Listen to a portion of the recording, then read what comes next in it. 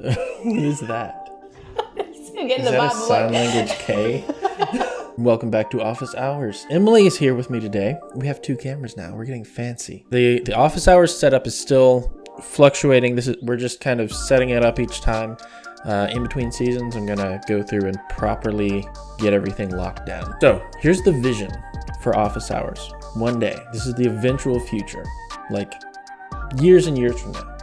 I want to have, instead of just a plain backdrop, I want to have a whole room behind me. Eventually, in a future office, I want to have a room behind me in the background kind of blurred, because I think that's a more interesting background. And I could do that here, but the problem is I can't stand having my desk, my computer facing the wall. I don't like that. I don't like having the entire world behind me and I'm just facing away from everyone and everything. So I need to have room. I need to have a good chunk of room both in front of me and behind me. So one day, that's the goal. I want to have a bigger room, plenty of room over there, plenty of room over here, and I want it to be dark academia style. Or close to it, something inspired by dark academia. You know what that is? Okay, this is dark academia. Can you see that? This kind of thing. See, yeah. Not like, I don't need stuff like this detailed, but you know, like wood paneling. You know how they'll make like rectangles of trim on the wall? I want that kind of vibe in my future office. And then maybe we switch the lights to purple. Not just pure purple, but a purplish white. It'd be cool. I don't know how it'd fit in with that style of room though. Also, I want to, well, we have a guest camera now. We can have a guest camera, but eventually I'd like to have a camera that's dedicated for your guest. I film too much to be a guest. Okay, you're not a guest. You're just part of Office Hours. I'm the host though, so that makes you a guest. Okay, you're the best. You're not the guest, you're the best. I like that. Okay, here's what I want. I want to have a couch, like against that wall basically. And that way I can have at least 2 people or even 3 if they want to squeeze in. And there'll be mics already set up. There will be a screen for the guest and best that just shows exactly what's on my screen. That's the goal. That's the future.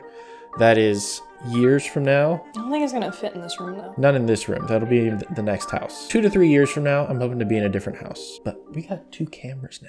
We're fancy. We are fancy. So we're gonna be reading comments. We're going to be talking about Season 2. I have an update on Season 2. It's going to start a lot sooner than I had expected. But first, life update. Not much going on other than I was trying to hike a mountain all 5 Saturdays in March. And I hiked twice.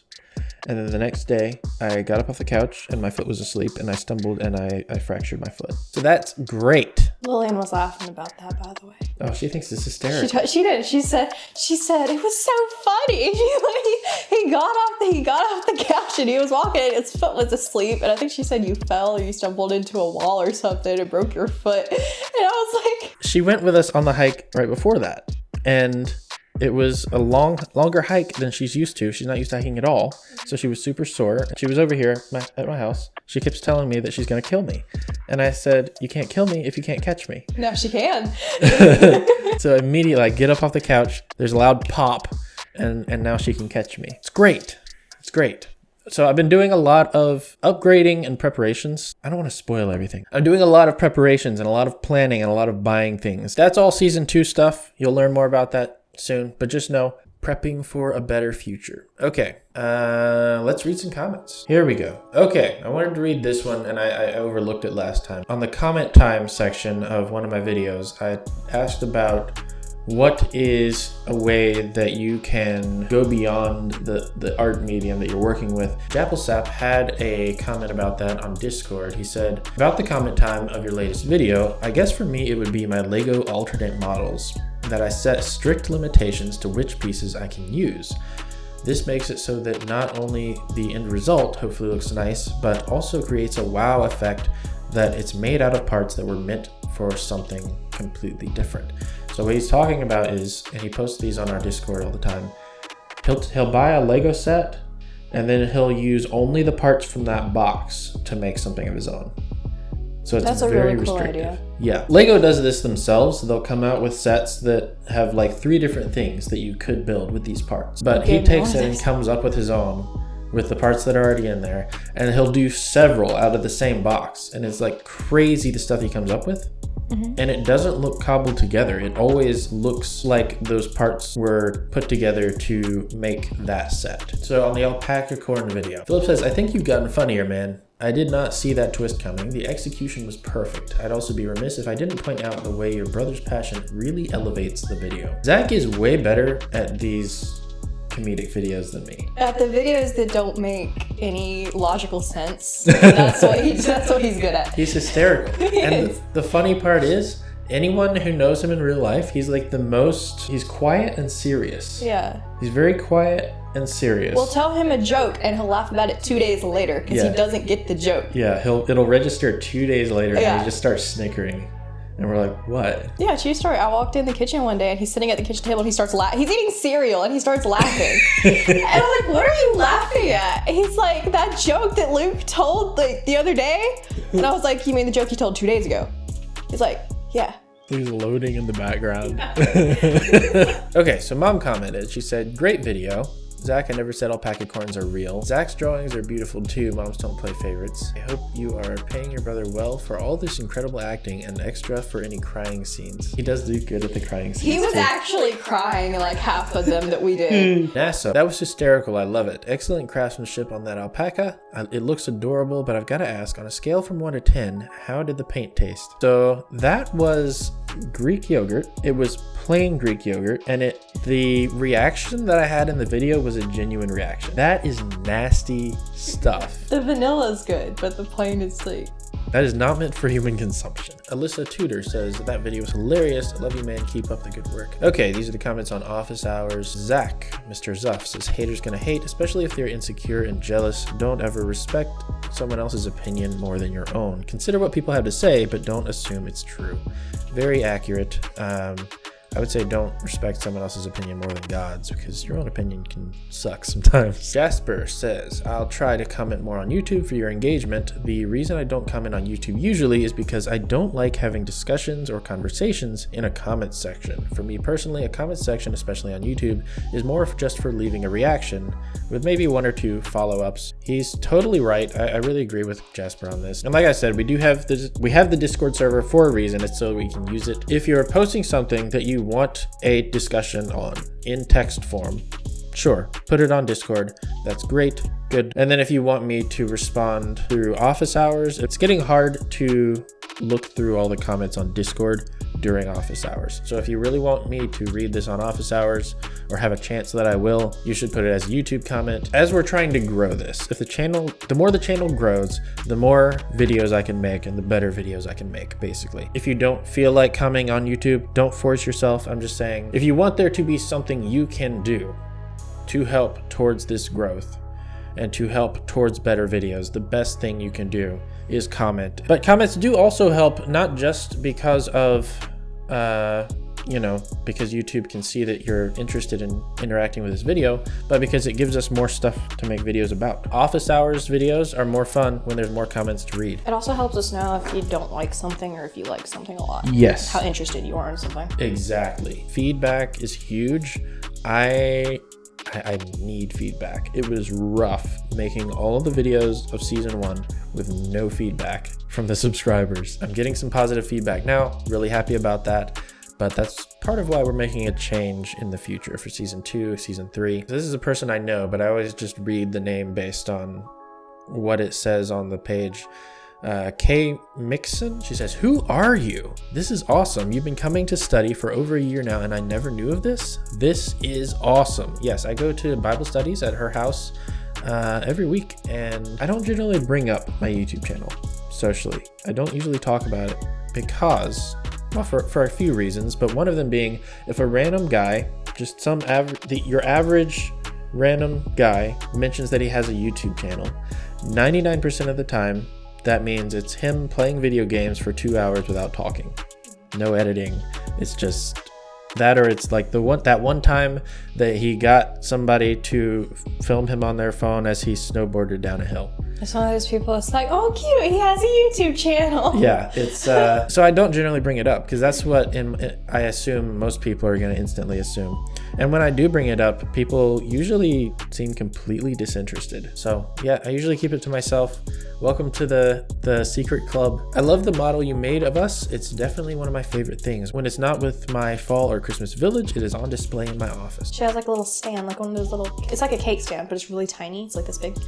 And she has a stand, and she puts the figure on it. She has like a glass cover. Oh, like is that called a cloche, or is that only the ones that are I don't know opaque? what it's called. I don't know. It's literally like a just miniature, teeny tiny cake stand, like for a like a cupcake size. Oh, that's cool. And it's like, yeah, it has a little metal stand. She puts it on top. She puts the little glass cover. When did she see that? Or when did she get that? I haven't seen that. I don't know. It's been there a while. Okay, here's Philip's comment, and I knew this was going to be a long one because this is exactly Philip's kind of thing. I read it. It made me happy. Office hours is life. Seriously though, this really helps with the disconnect you described. Most of the time people comment on videos like they're talking to the rest of the audience instead of the creator, which is kind of fair because most creators don't respond. The thing is, that creates a vicious cycle that results in a lot less meaningful interaction, but knowing the way my comments are affecting you gives me motivation to comment like I mean it. That makes a lot of sense. The comments really do have an impact on me. They tell me what you liked about the video. They tell me what you didn't like. They tell me that somebody's actually enjoying this. And I'm gonna have a lot more fun making the video if I know who I'm making it for. There's so many YouTubers that they'll make a video and the comments, they're like really sweet and like long comments, and they'll be lucky if they get a like. Oh yeah. They'll be lucky if they get just a like on it, and yeah. it's not mentioned ever. And it's just like, it's rough. This is why you have a YouTube channel. Yeah.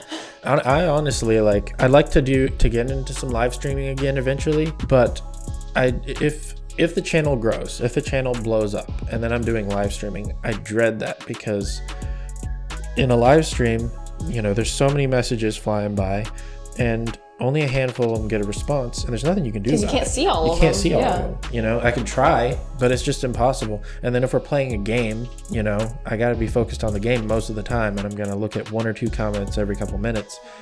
And I would feel bad about that. And I can really relate to the bit where you talked about you not being excited about the stuff that's currently out since it's been so long since you made it. The current project I'm working on is taking so long that I get the same feeling just looking at scenes from the beginning of the episode and I'm not even finished. I can relate to that. As you know, I used to do stop motion animation, so there's a long gap between the first bit that you animate and the last bit. Fortunately, now we're in the second half of the season. All of these feel more recent, and I'm enjoying rewatching them as they come out and seeing you guys get excited because I still like the videos that we're seeing come out now.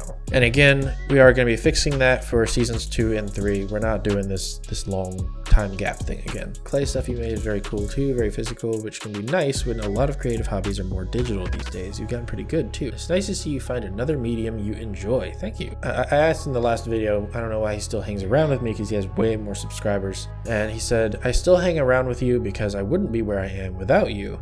There's other reasons, of course, but that one is the most thematic. Aww. Office hours is the future. Thank you, Philip, so much. I always look for your comments because you always have really good feedback. You have a good vision for what this channel should be and what it can be. And he gets really into it. Yeah, yes, he does. He thinks hard about it. He gives genuine input and puts thought into, you're helping me develop this, and I appreciate that. Okay, so on the comment time on the wooden chest video, I put, do you think some objects and experiences add more depth to life than others? What kind of impact do you think this has on how we develop and how we experience life? And Alyssa Tudor said, Infinity Gauntlet. I can't deny it. It definitely has an impact. Philip says, I'm very happy for you and your chest. It looks like the sort of thing I'd always be around and then one day take a long look at and be like, dang, I wonder what went into making this. Jasper says the chest looks awesome. Alyssa liked it as well. Okay, so this video just came out yesterday. Casey says, love your subtitles to yourself. That was fun. I feel like I should do that more. I was legitimately annoyed with myself while editing that video because the audio was so bad. So this is actually Jeremy that I talked about in the video. I just now pieced that together. I enjoyed watching this one. I like how your videos make me feel like I'm an old friend over for a visit. That's exactly what Philip said in the earlier video. Right. And obviously it's super cool to see my photos in this video. Thanks for doing this fun experiment. It's neat to watch the base turn completely black as the light cancels out the orange mask. It looks just like slide film, aka color positive actually. I hate that I slightly missed it. I would aim for cyan, and when I landed on cyan I would stop and I'd be like, okay, this should look good once I, you know, flip the negative to a positive. The actual color of light that would make the photo look correct was blue. It was more like a pure blue than cyan, and I would just kind of gradually pass through that. Glad you enjoyed the pineapple. I do. I can see it right there. The light's hanging up on the wall. It's getting really bright in here. Last time I had blackout curtains on the windows and a light in front of me. This time I just decided to use the window with a blind over it, and so I'll get the setup locked down at some point. We're gonna get some proper lights and get everything more permanently set up later this year. On the Now There Are Werewolves video, in the thumbnail, I used AI to generate an image of a werewolf for the thumbnail. And let me tell you my mindset behind this when I did it. There's a lot of talk about AI, you know. There's a lot of people don't like it for various reasons. There are a lot of reasons. Maybe the most relevant one to this channel being, if you use AI, you're not actually creating art, right? So here's the train of thought that my mind went down. As I was just trying to puzzle through, okay, is there any legitimate purpose for AI imagery? Is there any place where it's okay to use it and where it makes sense to use it? And I had this thought, okay, what if I created some kind of a game that takes place through YouTube video between me and the audience? Say the audience has to make guesses about what's going to happen in the next video. If they get it right, they win. If I get it right, I win. And then, you know, for the comedy of it, I say, if you win, this happens. And then I show an image of something that the audience would want to happen. And then if I win, this happens. And then I show an image of me chasing a sea turtle down the beach with a handful of plastic straws. Would it be wrong for me to generate that image with AI? Because here's the thing, it would take a huge amount of work for me to create that image manually, right? A huge amount of work for a very simple, small joke. And the thing is, the thing that I'm creating, the point of this is not the art. It's the point of that whole little section of the video is not that I created artwork of me and some turtles. It's that I made a joke. I created the joke and I just need to illustrate it. So it would be kind of weird to spend hours putting together, manually creating this image just to illustrate the joke that I made. My reasoning was, if the point is not art, if it's not about art, it's about the joke, it's about something else, and we just need art to go with it, to illustrate it, to put a cover image on it, then maybe that's okay. My gut still said, no, that's bad, you know, but I couldn't quite come up with a reason why it's bad. So I just decided, okay, if I can't come up with a reason why it's not a good idea to use AI, then I'm just gonna put the thumbnail out there and see what people say. I'm just gonna see what happens, see if people freak out. So Philip was not happy about this. I didn't like this thumbnail either. I just didn't want to hurt your feelings because I'm your sister. Thank you for complaining. I didn't have to do it. A core part of this channel has always been originality and creativity. So that's probably part of why, but in general. I asked him, you know, give me your reasoning, type out your reasoning so that I can talk about it on office hours. He said, well, the biggest thing that I find there to be no argument against is the fact that most of the time, the models or whatever are created by basically stealing art. And that's true. The AI scours the internet and looks at all these other images to get an idea of what a werewolf looks like, and then imitates that. And when it does that, it's also going to imitate the art style most of the time. And I had thought about that, but I was like, well, what I need for this thumbnail, the idea, you know, what I'm aiming for is just a generic image of a werewolf. That's exactly what AI is good at creating, is generic images. But you're right, it's going to go off of other people's art and you know, be based on that style. I'm pretty chill. I don't worry about what happens to my art when it's released to the world, but that's not cool. I don't want to support that. Then there's the matter of it replacing the human element in art. Not only does this cost people their jobs, it takes away any meaning. Why should I care about something nobody cared enough to make? So here, That's a fair point. Well, in most cases, yes. But in this case, does this support my reasoning? Because he's saying it replaces the human element. What's the human element? Well, that's me. I wasn't really trying to create art here. I just need a cover image. It takes away any meaning. It's not really even, I didn't even intend for it to have meaning. Yeah. I wasn't trying to create art. He wants it to have meaning, Luke. I just need a thumbnail. Like, a thumbnail is communication. It communicates to the audience, what is this video about? What's in this video? So at a glance, before you even have to read anything, you instantly have a general idea what's in this video. To be fair, it did kind of it gave it video game vibes. It doesn't look very video game. It gave video game vibes. So it's like, it's a very glossy werewolf. I feel like I would think if I just knew, I didn't know it was what it was, I would think it was about video games. I can see that. I didn't even think about that. Why should I care about something nobody cared enough to make? I don't want you to care about the thumbnail. I want you to care about the video that I made. He does care about the thumbnail, clearly. Maybe I should care enough to make thumbnails that you can care about. He cared enough to complain about it. I also have heard that the technology behind AI wastes a massive amount of electricity and resources. Everybody's talking about that AI, it eats up electricity, like huge, massive amounts of electricity. And they're like, this is an environmental problem. For some reason, I've always been skeptical of this fact. Everybody is saying that it's true. I don't know anything about it. Something about it in my brain just doesn't sound quite right, but what do I know? I'm a moron. Basically, a lot of really small reasons that add up to it being something I'd rather avoid supporting. Sometimes I'll let it slide if people are using it simply for concepts and not pieces they intend to share, but I still feel like it removes the value of the process. One more thing I'd like to add, I'm not opposed to AI as a whole. It can make a great tool to help artists. It's generative AI I find to be worthless and unethical, and that's the big thing. It was theorized as something to help people do mundane, meaningless tasks so that we could focus on doing what we love, but instead we're getting technology that does the things we want to do. I didn't want to spend 5 hours or however long it takes to create an image of a werewolf. How am I going to go about creating a reasonably realistic image of a werewolf for this thumbnail? To be fair, that was nothing along the lines of realistic. I mean, it's a lot more realistic than me doodling one on a napkin. How am I supposed to create one? I'm not saying he's wrong. I'm just trying to... I think he's probably right. My instincts from the beginning were saying that this is probably a bad idea. But I'm trying to find reasoning that clicks with my brain. So somebody help me out and help me understand what's not clicking. Because I know that I shouldn't use AI for the thumbnail, but I want to know why.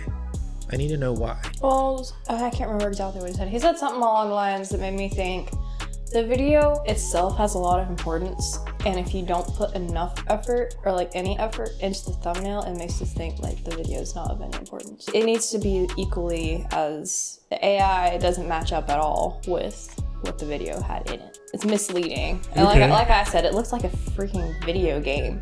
It was so glossy, and it's like, if I saw that and I didn't know what was in the video, I'd think it was about a video game. It's the glossy long arm werewolf boy. So, I am going to remake the thumbnail. Again, not just because of feedback. Feedback is important. I'll remake it just because of the feedback, but I'm also going to remake it because clearly my instincts were correct. But I want the reasoning. The reasoning is not clicking. Help me make the reasoning click. I don't know when I'm going to get to it. It's going to take me a while to figure out how I'm going to go about creating an image of a werewolf. I can't just go out and take a photo of one, but I'm going to do that. It's on my to-do list. We don't know that. We don't know that. We don't know that yet. This is probably going to end up being a season 2 thing, to be honest. Okay, I've got one more video to read comments on, and that is the God's Voice video, how to hear God's voice. I'm going to save that one for last. And first, we're going to talk about season 2. The last thing I told you guys was that after season 1 ends, which is in late April, then it would basically be silence until beginning of next year, and that's when season 2 will start. But I've changed the plan. We're not doing that. I might change this plan a little bit, but this is the general idea. After season 1 ends, there will be a 4-week break. 4 weeks of no videos. And then season 2 will begin. Season 2 is going to have less frequent uploads. What I'm going to do, I always make a promise, that they can depend on so they know when things are coming. The promise is going to be 1 video every month. I'm actually going to be shooting for one video every 2 weeks, but I'm only going to promise once a month in case, I get too busy with preparations. Season 2 is going to be a little more chill in a good way. It's going to span from 4 weeks after the end of season 1 to the end of 2025. And then season 3 will begin in like January or February 2026. There's a lot of stuff that I'm planning and setting up for season 3. Season 2 is going to be very casual, straightforward. Here's what I did this week. Still good videos. It's going to be good videos. I have a good plan. So what I'm trying to communicate is, let me put it this way. The story of season 1, or one of the stories of season 1, was the story of me upgrading my living room. That was the main project. We touched it on that throughout the season and watched that go from, 0 to the finished product. That was the project of season 1. The project of season 2 is me preparing for season 3. Does that make sense? Season 2 is kind of an in-between. It's still gonna have a lot of videos. It's gonna have a lot of good videos. We're gonna have a lot of fun.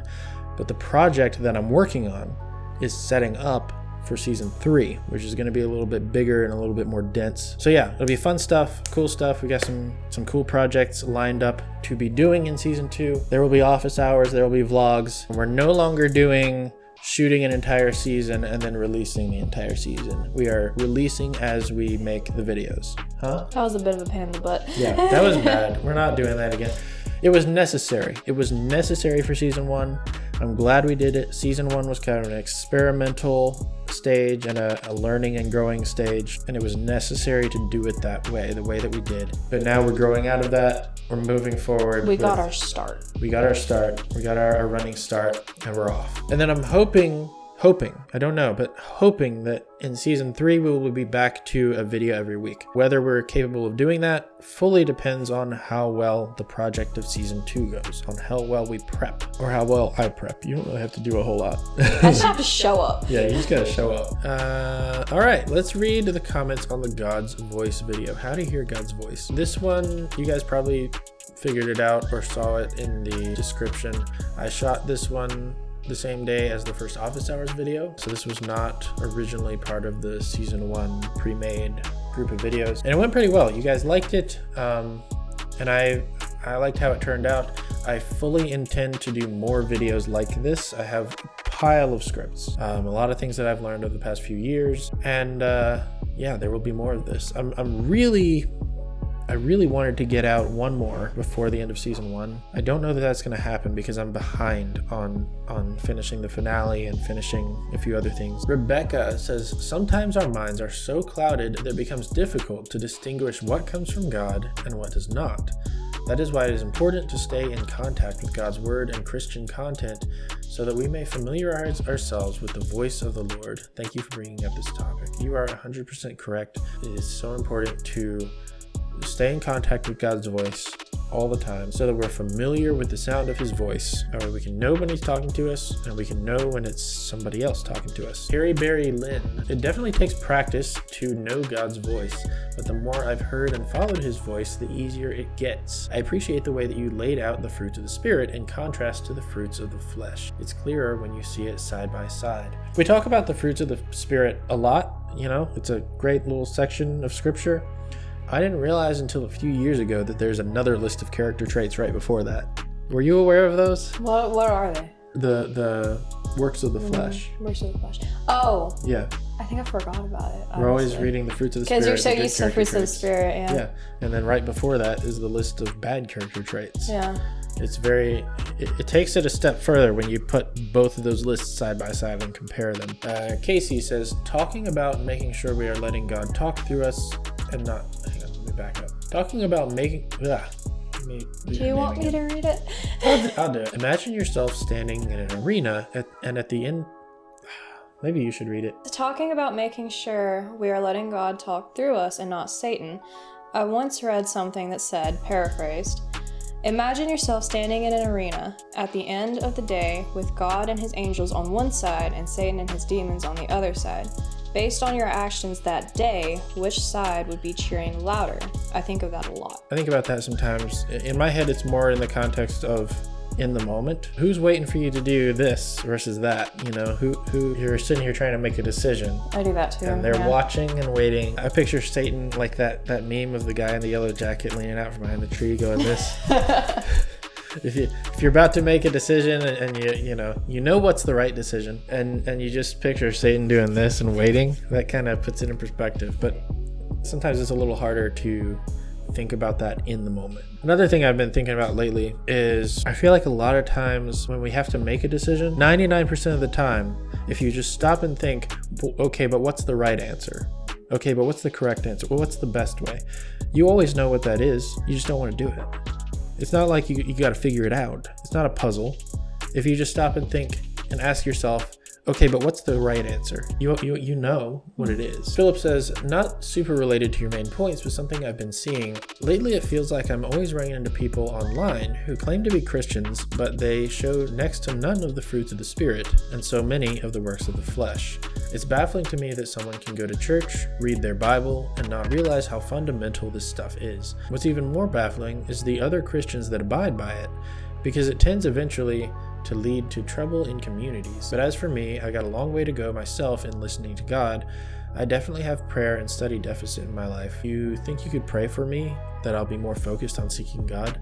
I absolutely will continue to do that, and I have been, and I could use that too. I think everybody has a prayer and study deficit. I certainly do. And yeah, it's a very common problem. People are really letting go of fundamental basic stuff like the fruits of the Spirit, and everything now tends to lean on live however you want, do whatever you want to do, and God will forgive you or whatever. Which is not biblical, it's not accurate, it doesn't make any sense. We're not even talking about legalism here. We're talking about character. Character is something that people don't talk about anymore. Character has been forgotten. Integrity has been forgotten. Nobody knows what integrity is anymore. Let's continue to talk about it. This will come up again in more of the videos that I have planned. Let's continue to talk about this and have conversations. Well, I think that's it. I believe we covered all of our points for office hours. Would you like to do the honors? Just do like a really bad note.